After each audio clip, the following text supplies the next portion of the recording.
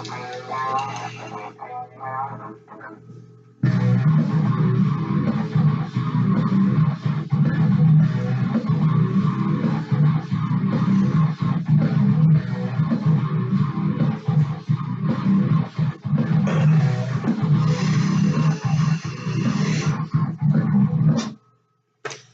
what's up, guys? It's Jesse. How's it going? Today on the Independent Thought Project, we're coming at you full force, completely unpolitically correct, raw and organic, and teleprompter free. Today, we're giving you the information breakdown on the sexualization of children in the modern day culture, the hypocrisy around gender roles, and the overall, encompassing thing of the trans movement here today in the U.S. We got some hard-hitting articles. We got some really great guests in studio today. Feet, Just Tragedy again is gonna be in studio with us. Yeah, Just Tragedy, 77. But to start off, I think we'd like to hit on the chemical onslaught again. Honestly, that's probably going to be the best angle to start at. I would agree. We're finding a lot of these reoccurring articles, which I chuckle because it's not funny. It's more than raw. It's more organic than you can get here. They're testing fish to see what's in their livers and their gonads. Here, I can get right into it. Yeah. A leading ecotoxicologist has warned that the quantity of synthetic chemicals entering our watershed is feminizing fish populations to such a degree that several species now boast transgender and intersex fish with eggs in their testicles. Wow, that's pretty. That's literally earth-shattering. Yeah. That's a lot. That's in public and private water. That's in stream. This article comes from RT, July 4th, 2017, and the research identified more than 200 chemicals in river water which had characteristics similar to estrogen and antidepressants. So that's just foul, dude. So we're looking at feminized fish. What's in the water to make these fish do this, to literally alter their natural DNA structure? It's really interesting. I wonder what we'll find here. If you look into the terms of the fish's liver and gonads, like I was previously stating, the analysis of the chemicals it contains is a bit of a blueprint in terms of what's flushed down the toilet. Interesting. Water that's used by humans and not thought of prior to these ill effects. Okay. I digress. We're starting. Who's that come from, by the way? The professor. What's his name? This is from Professor Charles Tyler of the University of Exeter. He's saying we're starting to establish not just effects on gender, but they can also affect other physiological processes in the fish as well. Good Lord. So does that mean, I'm just going to go right straight to it. Does that mean it alters future generations of fish that are born?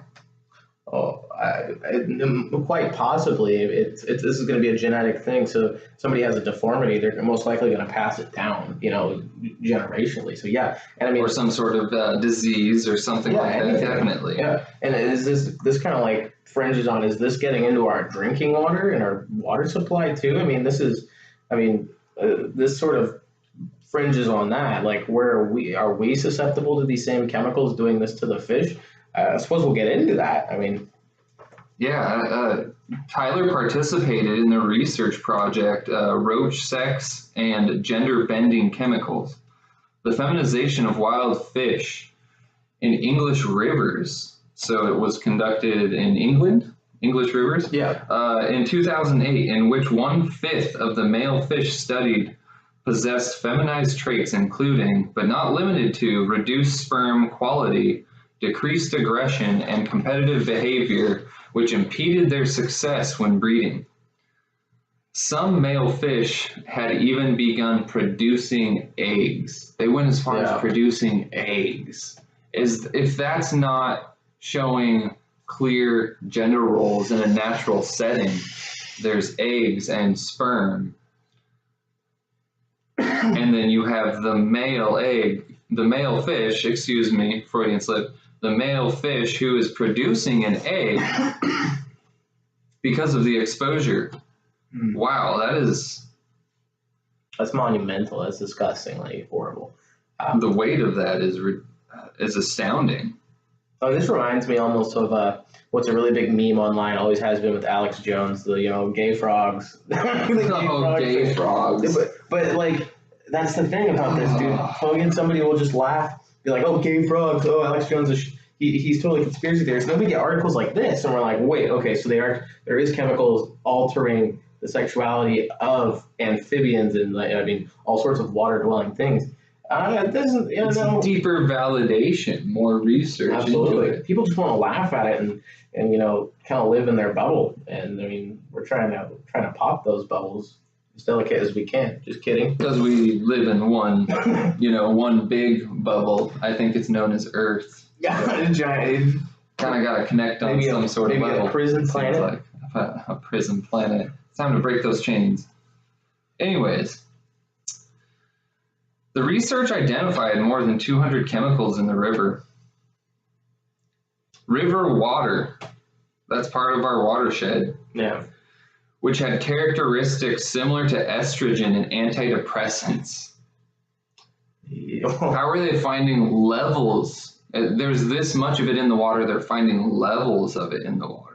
And these aren't just trace. It's not just a little bit. Yeah, exactly. Just trace elements. Enough to just trace amounts. To really, literally genetically modify on a sexual level of fish and frogs and amphibians. I mean, if it's happening to fish, it's probably doing the similar things to, water-dwelling species.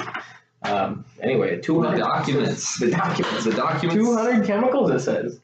200 chemicals. Endocrine disruptors, pesticides, detergents. It occurs in certain foods even, if we're not aware, obviously, of what it's occurring in. Well, yeah. But it's crazy that we have to be careful of those sorts of things in this day and age. They've also found contraceptive pill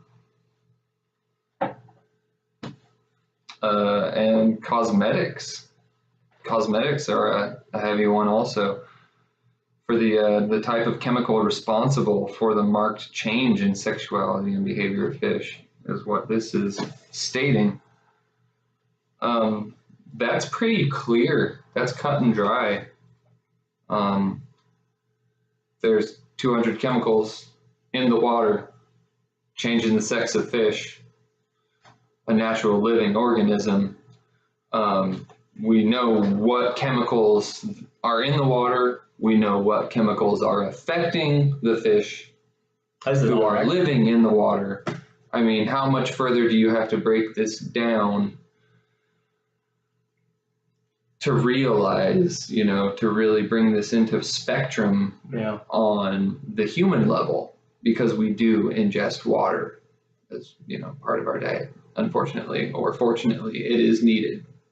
Whichever way you look at it. Yeah. If you're filtering your water, it's probably more of a fortunate situation. Definitely.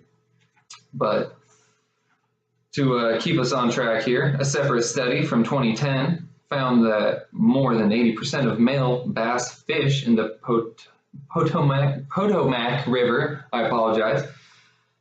in Washington, D.C. So this is in another nation, Washington, D.C., the first the first tests were done in England in English rivers. Yeah. So this is in Washington, D.C. So 80% of the male bass fish in the Potomac River in Washington, D.C. exhibited female traits, more female traits. So the exposure of these chemicals is raising hormone levels? That'd be a good question. Including growing eggs in their testes as a result of rainwater and sewage water containing a mix of endocrine disruptors entering the area's watershed. The research identified more than 200 chemicals in river water, which had characteristics similar to estrogen and antidepressants. Right, and this is in both. This is the UK and the Americas. So this is a reoccurring thing. It sounds like here. So it has something to do with the hormone levels, like it said before. It said estrogen and antidepressants. I had brought that up before. That's interesting. And they result in female traits or sexually altering at the genetic level of these fish. That's pretty that's horrifying. A separate study from 2010 found that more than 80% of male bass in the Potomac River in Washington, D.C. exhibited female traits, including growing eggs in their testes as a result of rainwater and sewage. That is crazy. Right, and this is just one article. Like, I mean, that's pretty. So we kind of got a little bit to talk about there. Let's sort of when we started hitting on at first, the transgender movement, and we're talking about intersex and like gender theory and all this crazy stuff that's going on today, where you can all of a sudden just decide to be a boy or a girl or whatever they say, non-binary, and non-binary. That's being recognized now scientifically to be okay. And then their own science says no, there's only an X and a Y chromosome. You're either born male or born female. And everybody's just having pretend time over here, and it's living in a crazy world, man. Like, I don't know. Am I being is that hate speech to say?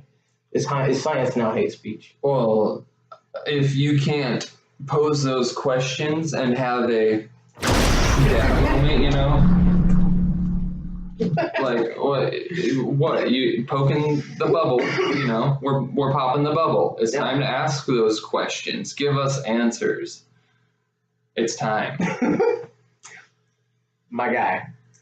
So what are we looking at next? So let's ask a couple questions. Like, what about the people who say they're born trans? Let's just kind of elaborate on that just for a second. Like, you know, what do you think about that? I believe we've looked that up once before. Wasn't it around roughly 2%? Yeah, it's a super low percent of the population who identify as this. But then we're needed to have separate bathrooms for them and use their pronouns and like, but they're like people that say that, oh, they're born trans, they're born, like, we're not talking about if you're a homosexual male, that's fine. But if you're saying you're a homosexual male at 8 years old, we're libertarian. Yeah. It's okay.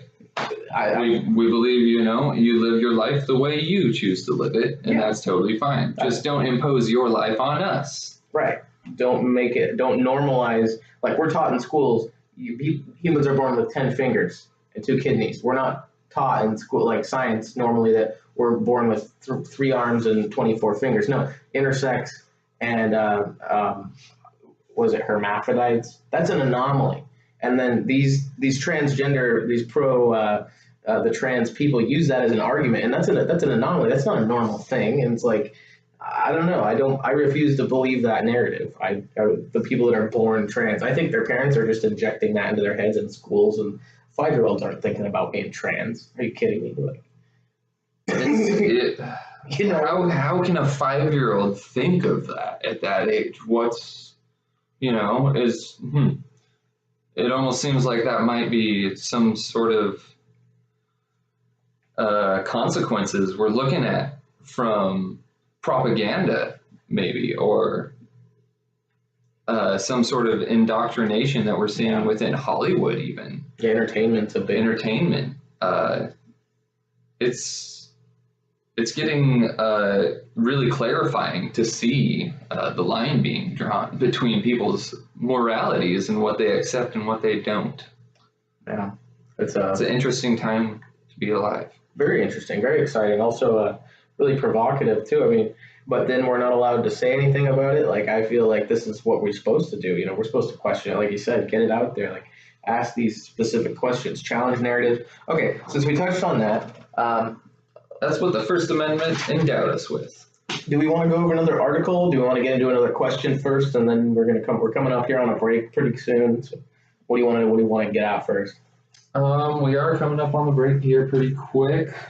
We got some more of the, we're going to hit on more of the sexualization of children here after the break, I believe. The guest in. Transgenderism. I think she's a teacher's aide, I think, Riley Moon, or one of our guests, and she has a really great perspective on what's going on. And, of course, our Golden State, California, which is our pioneers of transgenderism. Oh, I hope that's not hate speech either. Frivolous lawsuits. Yeah. Death threats. But we're the bad guys. Death threats. Goodness gracious. Again, inject the questions. We want to know. Independent thought. So why not give some independent answers to those thoughts and questions? There you go. Here, we're just gonna go through this other article that was sort of hitting on the same thing as before. It's titled "Research Proves Gender-Bending Chemicals Affect Reproduction." October 27th, 2010, by Sword. October 27th, 2010. Sorg is it's pretty much like, it's not WebMD exactly. You can just look it up. It's another news agency. They have a lot of health facts. PHYSORG. Anyway, the article states, new research has provided the first evidence that gender-bending chemicals, which find their way from human products into rivers and oceans, can have a significant impact on the ability for fish to breed in the UK rivers, which, I mean, kind of ties into the previous one. We're sort of, seeing a correlation here. The findings from the 4-year study led by the universities of Exeter and Brunel has important implications for understanding the impacts of these chemicals on ecosystem health and possibly on humans. And that's where, like, we kind of get, like, is this whole gender, like, theory thing, people are more confused than they ever are in history about their sexuality, sexual dysphoria, maybe because of these chemicals? Like, we should totally ask that question. That's gnarly. Like, it's happening to fish. When it said, it clearly stated in one of the previous article here, it stated that it was in certain foods. Yeah. It doesn't even delve into what foods, because we have so little time. There's so much information to cover. Yeah. Anyway, dude. Are these foods ending up in children's plates, on their lunch plates in schools? How would we know? My God. Michelle Obama's lunch program. No. No, I'm just kidding. But yeah. It was such a great program. It was. I mean, no, you don't grow food locally and then source it locally, and help a local economy. No, we'll subsidize it and give you government stipends and give you this government food that has all the additives in it. It looks like it seems like we're rolling right back into what we're talking about here. They went into the science part of the school and took out the experiments and then put it in the cafeteria. This was Michelle Obama's lunch program. Pretty gross pictures. Google Images, people. Anyway, again, these chemicals are endocrine disrupting chemicals. It disrupts the way hormones work in the body of vertebrates, which are animals' backbones, including humans. They can be found in everything from female contraceptive drugs and hormone replacement therapy pills to washing up liquid, with the most well-studied EDCs being those that mimic estrogen, which is the female hormone. So again, it all comes down to like males flipping to females and males flipping, but back and forth with these are, like it says, gender bending chemicals. But then it doesn't ever. Yeah, it's like they don't ever want any testosterone there, though. It's weird. It is. It's like they either only want, like, no male DNA, or they just want, like, really dominant females or something like that. I don't know. That's pretty provocative to say. Yeah, but well, maybe they've tested. That's the thing. Maybe they've war gamed this, and it's part of the like. What if it's part of a population control operation? Oh, am I going out on a limb here? I don't think so. I mean, just what we know, it's our own tap water put in there by what's approved by the FDA. I mean, our next point was that we have some of the best science in the world. Like we know what we're putting in the food. The question is it corporate? Is it corporations cutting corners with their products to save money? So they've just put the filler in there, or is it done by design and they're licensed with the government and they know what they're doing to us? That's why they don't eat their own food. Right. Are we to further point our finger at the Fortune 1000? Well, I wouldn't. Monsanto? Fuck. Sorry. Yes. Monsanto is just a horrible thing. I mean, what they do with their genetically engineered food, modified food, it's what it does to rats. We covered last time. You saw the pictures and the reports. Same deal. Anyway, yeah. I mean, kind of broken it open here. I mean, yeah, I don't know. I think we need some lighten up. I think we probably should. We should probably lighten it up a little bit. It's getting pretty serious. Let's hear from Trump. I want to hear what Trump says. What does Trump say on a good day and a bad day? Well, I think Trump always says.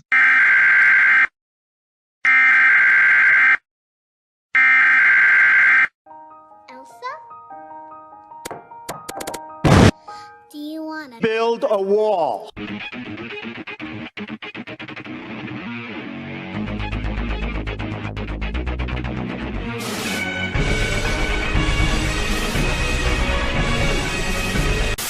I mean, I think he always said, build a wall. Yeah, there you go. Oh, We'll be back. That's great. Anyway, but I think we're going to be heading into a break here pretty quick. Yeah. We're going to build a wall for you before we get back.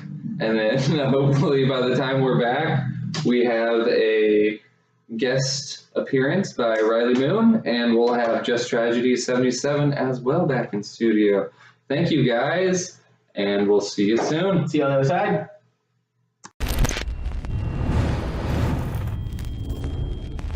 So I was out and about the other day. I went to Target to find some children's books for my 2-year-old when I happened to come across this book. Feminist Baby. That's right, you heard me. They're already indoctrinating children with feminism. Just to make sure that this was not just a gag present, I went to DisneyBooks.com, which is listed on the back of the book, and sure enough, Disney has it listed for 0 to 2-year-olds. Well, first of all, how does a child ages 0 to 2 even grasp the concept of feminism? Well, who better than to explain it to them than Rainbow Snatch? Good morning, little theys, z's, rainbows, and purple penguins. Today, we're going to have story time with drag queens. And I'm Rainbow Snatch. I identify as a trans, multi-dimensional, non-binary being. So please refer to me as my proper pronoun as they. So today, we're going to be reading a very special book written by a powerful woman author who's very smart. Her name is Lauren Brantz. Feminist Baby by Lauren Brantz, published by Disney Hyperion. Feminist Baby loves to dance. Feminist Baby says no to pants. That's inappropriate. What the f***? I'm not some pretty f***ing helpless princess in distress. I'm pretty f***ing powerful and ready for sex. This is promoting pedophilia with children, telling them to take off their clothes and then a picture of a naked baby looking all empowered and proud. It's no wonder that Disney published this book. However, from a perspective of a parent, this disturbs me because you're promoting children taking their clothes off, peeing and pooping everywhere. Give me a break. Feminist Baby likes pink and blue. likes pink or blue, so they're obviously promoting the whole you can choose whatever gender you want to be. Feminist baby chooses what to wear. It's her choice, her body, to choose what she wears. One of the things I don't like about this already is it's telling the children that they have a choice over their parents' choice. Mom says, put this on, you're going to church. Nope, I'm not. I'm wearing a Ninja Turtle costume. Sorry, I'm a feminist baby. With a new makeup challenge, full face using only kids makeup. I'm like, girl, Jesus, take the wheel. I am a boy that loves to wear makeup. And if you don't like it, she doesn't care. I'm reading Facebook. Feminist baby makes lots of noise. No Trump, no KKK, no fascist USA. Feminist baby throws her toys. Get that camera out of my face. Well, it looks like feminist baby is going to be spending an awful lot of time in timeout with that attitude. Feminist baby plays with dolls and cars. This is promoting the whole gender role thing where you've seen these hippie LGBTQ parents where they're having their little boys wear dresses and play with Barbie dolls, but also cars, and the girls, and you can't even tell who's what and what's what. But the odd thing is it seems like they're always kind of pushing the little boys into the Barbies and stuff a little bit more than they're pushing the girls into, you know, Xbox or Ninja Turtles. And when she sings, she's a baby rock star. I am a nasty woman. Feminist baby is as smart as she seems. Have you seen how smart some of these feminists seem in real life? I am the feminist who is out to ruin your life. I am the feminist who is pushing your daughter down the slippery slope of sluthood. This is the whole going against the grain, going against tradition, going against your parents, teaching children to be naughty. Feminist baby can be whatever she dreams.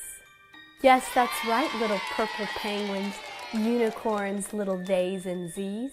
You can be whatever it is you dream. And if they don't like it, well then anyone who doesn't call you by your proper pronoun, you make sure to notify us so we can round them up and put them in prison camps. You will address me by whatever my proper pronoun is for the day that I decided to be, or you will face the consequences.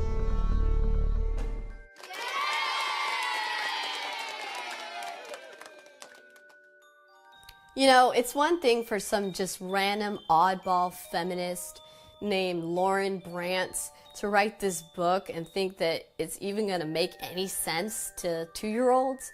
But it's another thing to be having it being published and distributed by Disney. But is it any wonder when you've seen this whole pedophile, complete corrupt culture in Hollywood and in big corporations like Disney? We've seen the Weinstein scandal. We've seen all of these scandals. Corey Feldman coming out talking about pedophilia in the movie industry.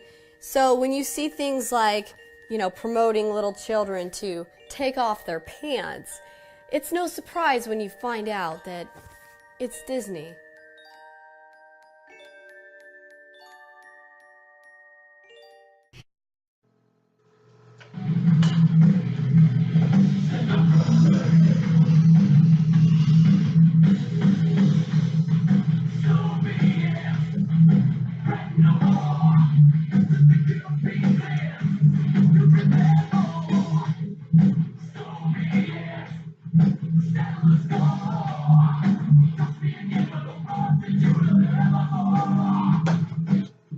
What's up, guys? It's Torin, back from break here in the studio with us. We got Just Tragedy 77 back at you, boy, and we got special guest Riley Moon over here. I want you guys to introduce yourself and see what's your title, your credentials. You got a lot of background in academics and children today, right?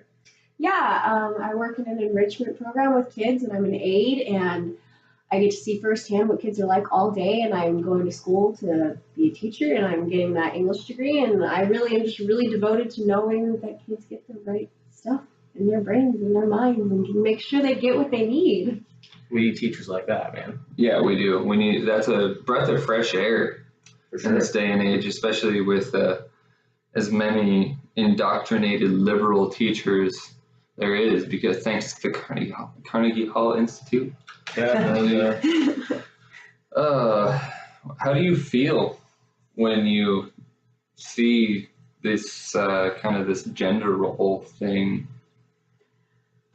In all honesty, it's really, it kind of just makes me really upset and really, sad that it's just, these kind of things are happening to our kids. It's just, totally normal. And it's these kids are so young and, this should not be the focus of their lives. Their lives should be focused on, figuring out, their ABCs and, figuring out math and, figuring out their friendships. Retaining their innocence. Yeah, exactly. Not the factor of, what sexuality they are. No, it should be on who their friends are, who they want to be, not anything with their sexuality. I don't feel like that's important in their lives right now. It's not. And that's what the world's justifying it as now. And it's just really sad that these kids are being taught this in these schools when that's not what matters right now. What matters is getting their education and getting them out in the world so they can, be the next for us, Oh, it's powerful. That hit the nail on the head there, man. Yeah, the next Stop! Hammer time! generation is probably the most important thing, I would say, to prolonging prolonging the human race, humanity. I don't think you could have said it better. What's some of the most bothersome material that you went over? Yeah, examples of. Personally, I see it within our own school districts, really the curriculum that they're teaching the kids, they're really, really trying to push these gender roles. They change dress codes in schools to where kids can dress however they want. Yeah, that's cool and all, but then it goes to a part where it's making kids feel uncomfortable in classrooms because they're I can't even learn because this person is dressed like a rainbow right now. Seriously. God. And I know we're trying to be all equal here and let everyone express themselves how they are, and I understand that, but then it makes it hard for everyone else to focus on well, who am I then? It almost makes them second guess themselves at too young of an age. Yeah, definitely not a purple penguin. Yeah, exactly. When they're still trying to figure it out for themselves. Yeah. How can you, come at them on that level when there's just, they only have half of the information. Exactly. Like you said, they're still learning. They're still getting the basics. So putting that in their way is not going to help them whatsoever. That's a distractionary, that's a confusionary tactic. Kids that age, like we said, they aren't thinking about that. When somebody injects that into their reality and force feeds them that, then that creates huge conflict, and that's on purpose, and that's weird. It's wrong. We're speaking out about this, might be. It also insults the average adult's intelligence as well, based upon the factor that you don't remember when you were 5 years old and what you were thinking about. That's what's also messed up. You really think that you were 5 years old and thinking about that? Really, in your heart, deep down, can you say that you were thinking about things like that at 5 years old? I know, I probably wasn't. No, I was not. Well, I mean, you gotta I wanted to go ride my bike. A kid's brain is a sponge. It retains most of what is in the lively day-to-day world, right? Yeah, absolutely. Yeah, exactly. But if you put this in front of a child, if you put this out there, you're gonna get that from the child. You're gonna get a sexually active teenager. You need constant bombardment by sexual content. By this stuff, that's direct sexualization. I don't have my phone on me, but it's a phone. I've seen it firsthand in our own classrooms, kids doing things that I'm just why are you doing this? And it's my mom showed me this. I'm well, then the rest of these kids are getting this knowledge of things that they don't want to know, and it scares other kids who they don't need to know this stuff at such a young age, and it's like they shouldn't be even thinking about this stuff, like kindergartners. And it's just sad to think that, like these parents or even just the school districts are letting these kids just openly talk about this stuff, and it's like, no, it's not okay. No. They're too young for this. And I hate to be this way, but how are they so biased against freedom of religion, which is part of the Constitution? Separation of church and state was to protect the church, not make the state be able to run it. Yeah. Yeah. Exactly. It's still. Why can they weed out any sort of Christian or godly influence in the schools, but they can inject as much sexual content as they like? They're the arbiters to the level of sexual content, what the curriculum follows. It is Lucifer. You are right there. Like in our schools, it happens. Like they opened up to where kids can, express themselves openly. Like, yeah, that's great at an older age, but then we can't show like religious face. Like as teachers, we can't wear anything religious whatsoever. We can't portray that to our students. And like I understand, like not to push religion on kids because that's not our place.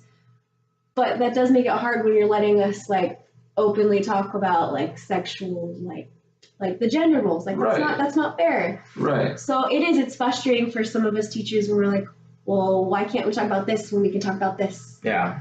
So it's kind of skewed really hard with a lot of us teachers, and our hands are really tied, and we can't really do what we want to do or fix what we want to fix. Yeah, I would rather be indoctrinated at a young age about Jesus Christ. Hands tied, that's a way to put it. Interesting, hands tied, almost as if you're arrested in some way. Yeah, seriously, like my hands are tied, I can't. That's gnarly. Well, and that's the idea that the children belong to the state. They get to run it. They don't belong to the families. That's where homeschool comes in, guys. Like, I was homeschooled. I mean, I'm pretty sure you were homeschooled. Yeah. Retain your parental rights. Yeah. Yeah. Parents are the puppets nowadays. Yeah. Yeah, they reinforce a lot of state-run stuff. They put their kids in horrible re-education camps, schools. I mean, re-education camps, and when they call a FEMA camp a re-education camp as well. The schools are being called like dropout schools, and they're not even like functioning anymore because of how these kids, they're factory dropout schools. Like kids are going nowhere in life anymore. You would be more successful being homeschooled than you would actually going to a school because you get to choose the curriculum you teach your kids in a homeschooling setting. But there's no hate speech about, hate speech against American values. No, and not at all. American nationalism, because it's okay to hate that. Mm-hmm. Right, that white guilt, even though guilt. I thought it was about, equality. Right, it should be. Out of one side of their mouth it is, but out the other side, no. Which is very interesting, huh? Yeah, is that maybe because the Constitution and Bill of Rights kind of disseminates their whole agenda? Well, anybody who's versed in it fluently at any level can pick this apart. I mean, we're just normal people sitting in a room, talking this shit out, and we can figure it out. I mean, come on, guys. Come on. I just see some most disgusting. I'm just the one articles we went over, her experiences, all of our experiences. Yeah, we're living in a day and age now where they're trying to really deconstruct the family, take it apart, re-educate our kids, sexualize them. I mean, my God. If they're pressing this right at, kindergarten, as, it says in the article over here. Yeah. I mean, we got a Kit Daniels article here, Infowars.com. In an incident in Kansas, a father of a 13-year-old girl became infuriated, and I don't blame him. I can't say I do. After discovering a poster hanging up at her school, which listed several recreational sex acts, such as anal sex. Appalling. For example, the school's spokesperson referred to it as district-approved curriculum, but the father disagreed, as full well he should. He's speaking out his ass. This to do with abstinence or sexual reproduction, he said. And I kind of feel the same way. How to sexual reproduction really isn't, when I was going through school, it was you learn about sex because that's how you make, you make a baby. That's science. It's not what they're doing. Exactly. And when I was in school, you were able to be dropped from you were those actually classes. taught. Yeah, and your parents could get you. You were actually taught to abstain. Yeah. Also. Yeah. So, which is very interesting when they list off oral sex, sexual fantasy, caressing, anal sex, hugging, touching each other's genitals, kissing. Yeah, show them the picture. We got a picture of this official poster in Kansas. It's kind of hard to see there on the camera. I guess it is, but you can Google image it. Google image it. Yeah. It's got a list of it. It's just all of these different acts which shouldn't be in their minds in the first place at that age. And that's the problem. Think about it. Aren't we trying see where to, we're seeing this? Yes, exactly. And aren't we trying to get our kids not to have teen pregnancies and not to be thinking of these things? And this, by doing this, is getting them in the mindset of, what is this? I want to explore it. I want to know what it is. Exactly. And this isn't good for our kids. Like my parents, they literally waived me from health classes because they're like, no, I'll teach you this on my own because I'm your parent. I know it's best for you. My younger brother, no, he didn't get waived from that class, so he had to learn all this stuff. And he's like, why do I need to know this? Yeah, that's a really young age to even consider what. This poster is so blatantly, sexually based and not in the sense of learning about reproductive system or abstaining. No, this is just, what is it? It goes on to say. You want to know something even better. It gets worse. It gets worse. It gets worse. The rabbit hole keeps on going. But Chicago public schools even went further than that by requiring mandatory sexual education in kindergarten classes, as low as kindergarten classes. What is this? What are we living through? Is it going to get pushed to preschool now? Do you want to know what happens when you have a kindergartner? Where's the line of sexualization drawn? No, where's the line of tyranny drawn? How is our government in control of things that parents should be teaching their children? This is amazing. The authoritarianism. We've gotten soft as a nation. We've let them take it. Me being in high school, I'm seeing, boys grow out their hair down to their chest and wear dresses. It is appalling. In Target, and, most of them over in California, you're allowed to go in there if you identify as a man or female. There's a lot of sexual harassment cases. That's culturally discriminatory towards Americans because I'm pretty sure women are culturally known to wear dresses because they're pretty. Yeah. Yeah. Like and you would be surprised going to prom in your senior year and your best friend who is gay is wearing his dress to prom. And that was the first gay guy to ever wear a dress to prom. And it was the most insane sight, and everything changed. And that's really interesting that you bring that point up. If he's gay, why is he wearing a dress? Yeah, that's an interesting point. Mm-hmm. He identified himself as gay all through high school, and I remember our senior year, he's like, I want to wear a dress. I'm like, all right. I'm like, that's good for you. And he fought the school on it, and we all showed up to prom, and man, that dude's in a dress. And it was, wow. That was a sight. And it has seems to like be that heavy indoctrination. They're following the push at a young age. It's that push at a young age. Their parents, their friends, social media, schools. It doesn't matter what anyone says. Yeah. And then after that school year, everything changed. Which that's kind of that district. To a point. Yes, but that's how you have an operable society, though, is somewhat socially acceptable things or somewhat not socially acceptable things. Well, and then on the turn side, they make all these groups, like they have special rights, and it's a hate crime to say anything about them, and that's the problem I have. Being gay is fine, but when you're going to be a transgender LGBTQ 53Q, your morals are not there. Thank you. Then we have the right to say something about it. Like, we have the right to talk about it. It's not hate speech. Give me the science behind it too, please. How many genders are there? There's so many. Is there an infinite amount of instances where someone can get into a hate speech lawsuit? Was that set up on purpose so they can just sue the pants off of anyone who wants to stick their neck out on the line? Yeah. You didn't use my pronoun. I'm suing you. Well, you know, and I understand that everyone wants to, like, there's people who want to be bisexual, pansexual, like, go explore that, cool, but don't teach it to our kids so young that, you know, it's going to make them want to be that way. No, Exactly. let them decide that on their own, not put it in the school system like, yeah, this is what you're going to be. No, let them decide that. Indoctrination is very authoritarian. Dude, parents are so lazy these days. They leave their children in front of What the about TV. self-development? Right. The kids What don't about get it. you as a single person developing as you wish to develop? That's What you about exploring that? yourself. Why does someone have to be like, hey, look at all of this stuff. Do you feel this way? Do you feel this way? Yeah. No. Why? Normally, people that figure it out. That's what's going to put it in your head. Yeah, and kids are more susceptible. That's like saying, oh, no, I didn't steal your cookies out of the jar. Well, now that you say it, I'm kind of thinking you did steal the cookies out of my jar.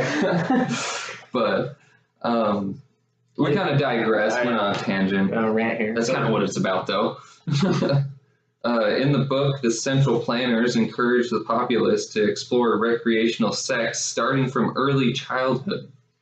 The intent is to remove romantic relationships by cheapening sex in order to ensure that the citizens have complete allegiance to the state and not with each other through personal connections such as families. And what we're talking about here is the parallels between the book Brave New World, which is a 1932 novel written by Aldous Huxley, and then it had, the other page had it on there.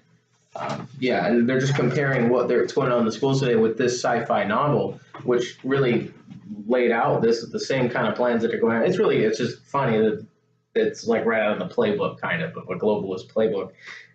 So like what he said, let's see. Well, additionally, families in real life are also being frowned upon, just like in Brave New World, such as the notable example in which MSNBC host Melissa Harris Perry stated that your children are not yours, they belong to the community. Quote, we have to break through our private idea that kids belong to their parents or kids belong to their families. She said, adding that kids belong to whole communities instead. And that's where this comes from. I've seen that That's commercial. fighting words. Yeah, That's I've seen that commercial, dude. Those are hella It's fighting words. disgusting.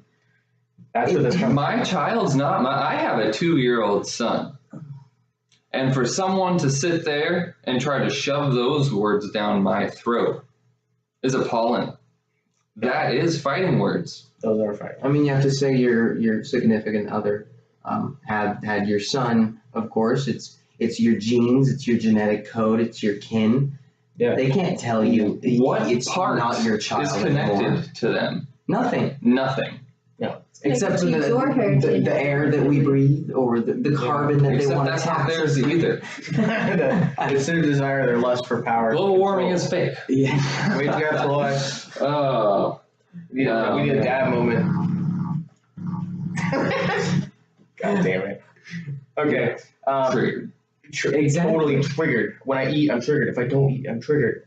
If I go on the street, I'm triggered. Although the current sexualization of children and the attacks on families in our society haven't quite reached the extremes presented in the novel, the similarities between these current trends and events and of Brave New World are alarming nonetheless. I mean, I just thought this is a really... Now, what do they call the Brave New World? Brave New World was the title of this book, and in the book in 1932 by Aldous Huxley, it anticipated future society centrally controlled by a powerful government that uses various techniques such as sexualization of children. And it's just it's like a soft kill. It's like the opposite of Orwell's 1984. Orwellian. Yeah.